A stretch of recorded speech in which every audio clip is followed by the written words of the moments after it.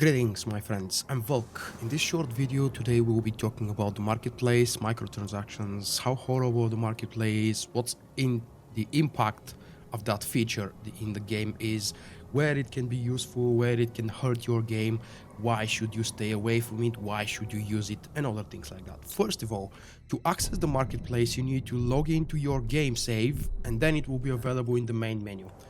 A quick overview of the marketplace, of course after it loads. On the first row we've got the Garrison followers, the unopened chests and boosts. If you have pre-ordered the game or if you have received any kind of bonuses in the form of loot chests, it will be listed over here. At the moment mine is 0. All of the followers that you have unlocked and you haven't actually placed anywhere will be listed here. On the second row and the ones below, we've got the featured available deals.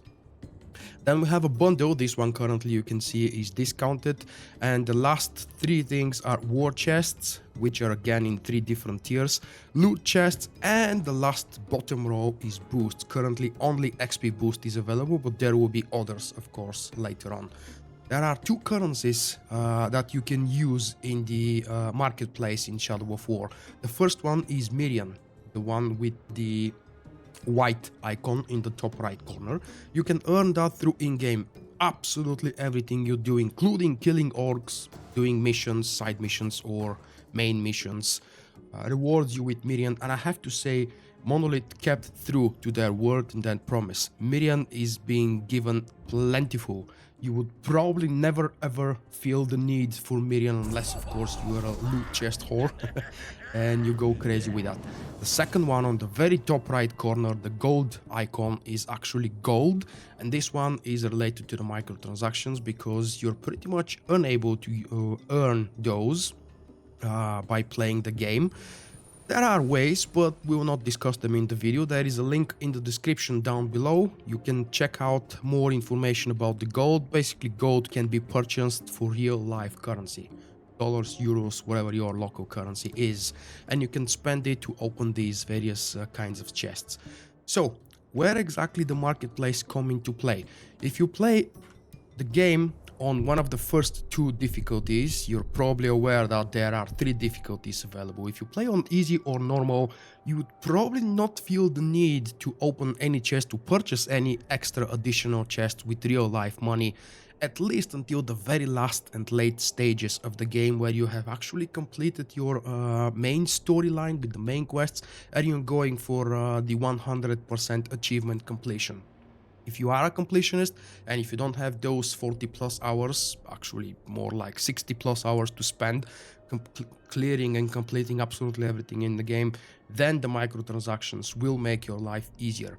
However, if you try to play on Nemesis and try to skip most of the content by, for example, just doing the main quests, it is very likely that you will find yourself in big trouble because, as you can see from the description, put your skills to the test and experience the full breadth of the Nemesis systems.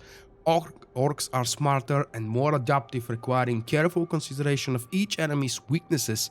Death is guaranteed. Yes, it really is guaranteed. If you're not paying attention to the weaknesses and the strong sides of each one of the captains, war chiefs, overlords, and so on, you will die a lot. And of course, your followers will die later on in the game when you start actually using them. Currently, I'm showing you a very early save, which doesn't really feature any fortresses yet, but this is going to happen, and this is where the marketplace comes into play. The marketplace also has a big role in the online playing, which is in the form of vendetta quests, and if it hasn't disappeared, there should be one available just right here. They appear in random spots all over the map, on all of the maps, and they are marked with this cross X mark called vendetta. And vendetta quests are pretty much kill quest for a captain or war chief or something else powerful that has killed someone else. Basically, you're entering another player's instance with your own Talion, with your own gear and skill points and everything else. The other online feature is called Social Conquest, and of course we'll talk about that in another video in more details.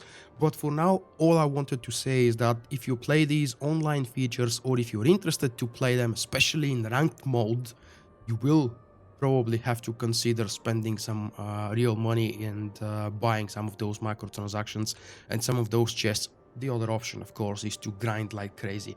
As you can see, this is a very small piece of the world unlocked, and the map is absolutely full with all kinds of objectives where you can earn million loot and all kinds of gear rewards.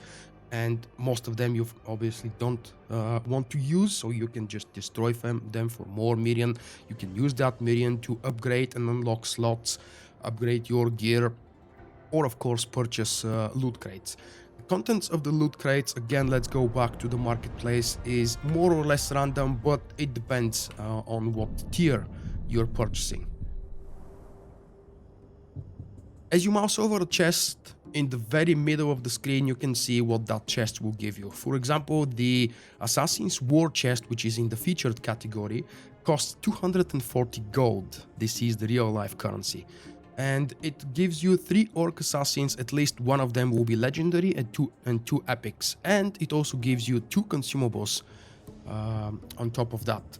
If you want to buy the Mithril war chest, for example, you have to cough up 600 gold, but you'll get 4 orc followers. All of them will be legendary, and 1 legendary training order. These are expensive, but on top of that you actually get 3 of these chests.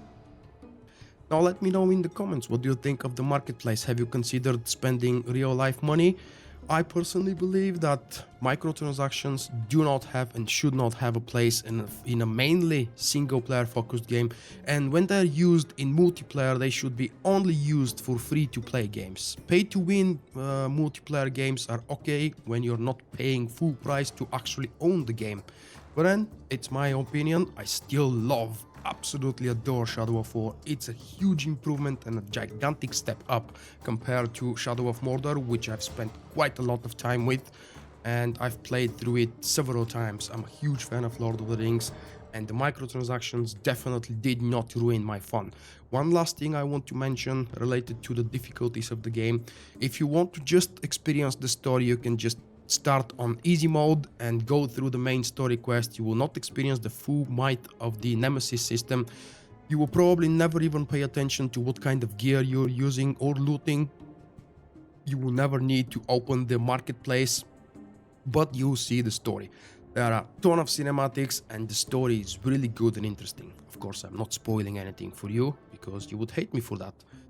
Your turn. Tell me again in the comments, what do you think of the marketplace? Have you tried Shadow of War? If yes, are you enjoying it? If no, why not? Is this game not to your liking? You've actually reached the end of the video, so you do have an interest for the game. See you in the next video, guys. Thank you for watching. I hope you have enjoyed the video.